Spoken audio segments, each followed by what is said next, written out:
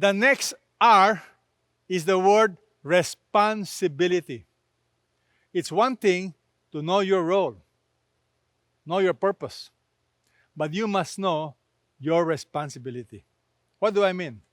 Let's look at the Bible. It says, the man went about and he called his own slaves. Notice, he entrusted his possessions to them. The word entrust implies responsibility for you to take care of. And what was the responsibility? Notice, to one he gave 5 talents, another 2, and another 1. According to his own ability, he went on his journey. In other words, the idea of 5 talents, 2 talents, 1 talent was decided by the master based on the abilities of his managers. The word talent is a weight. It's around 33 kilos. It's heavy. When it refers to gold, 33 kilogram of gold, meaning in today's value, it's over 100 million pesos.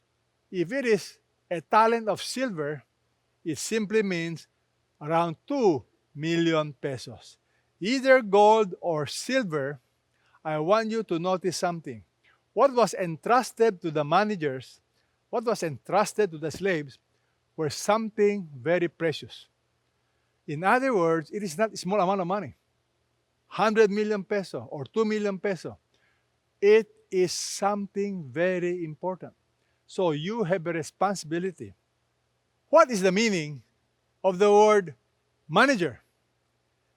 In its simple term, a steward or a manager is one who administers that which belongs to someone else. I like what Randy Alcorn says. If God was the owner, I was the manager, I needed to adopt a steward's mentality toward the assets he had entrusted. Not given, entrusted. A steward manages assets for the owner's benefit. The steward carries no sense of entitlement to the assets he manages. It's his job to find out what the owner wants done, and it is his job to carry it out. So do you now understand, to live a life of no regret, you must understand your role. You're a manager, not the owner. Secondly, you must know your responsibility. Your responsibility is to manage what God has entrusted to you. My responsibility is to manage carefully what God has entrusted to me for His benefit, for His glory. That is why a responsible person has to be intentional, not accidental. You have to be intentional in finding out what the Master wants. And that's why you need to learn to read the Bible. The average Christian, sad to say, in America, I don't know the Philippine statistics, less than 10% have read the entire Bible, much less studied the whole Bible. They go through life being careless, not really knowing what God, our Master, wants, what Jesus wants. So you need to be intentional. As I've studied the Bible, I become intentional in my life. I know that God's mission for my life is to make disciples. So whatever I do, in our family business, in my activities, in all relationships, I ask myself, will this contribute to the mission that God has given us, which is to go and make disciples?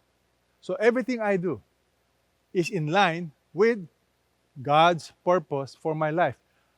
Be careful of inventing your own purpose and then telling God, that should be your purpose for my life. Learn to be intentional. Be responsible. You will notice the managers understood. They were responsible. Why? Look at what they did. Immediately, the one who had received the 5 talents went and traded with them and gained 5 more. Immediately, he went to work. He understood what the master wants. In the same manner, the one who received the 2 talents gained 2 more, but he who received the 1 talent went away and dug a hole in the ground and hid his master's money. I want you to notice the word immediately, with eagerness. That's being responsible. He went to work immediately. The other one, same. He went to work. He doubled. But the last one, I don't know what in the world he was doing. He hid the talent. Lazy. Irresponsible. What are we responsible for? What did God entrust to us? For many people, when they think of this parable, they only think of money. They think it's all about giving. No. This parable deals with the whole principles of stewardship. What has God entrusted to us? Can I tell you? God has entrusted to us time. Do you know your life on earth is a trust?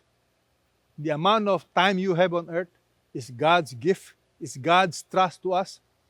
Time, talent, your abilities, what you can do, what you're good at, it's to be used for God. Treasure everything you possess. That's something entrusted to you. Truth. The reality is, God has given us amazing truth. The truth about forgiveness. The truth about how can we experience genuine salvation. How can we go to heaven? You know the story of Jesus, how he died on the cross. These are precious truths. Don't keep this to yourself. You are responsible. Family. All of us have families.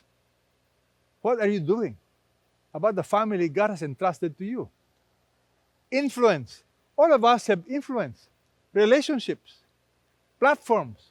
Position. What are you doing with your influence? And lastly, opportunities. Not all of us have equal opportunities. For some, you have more opportunities. For some, less. Regardless, God wants you to be faithful.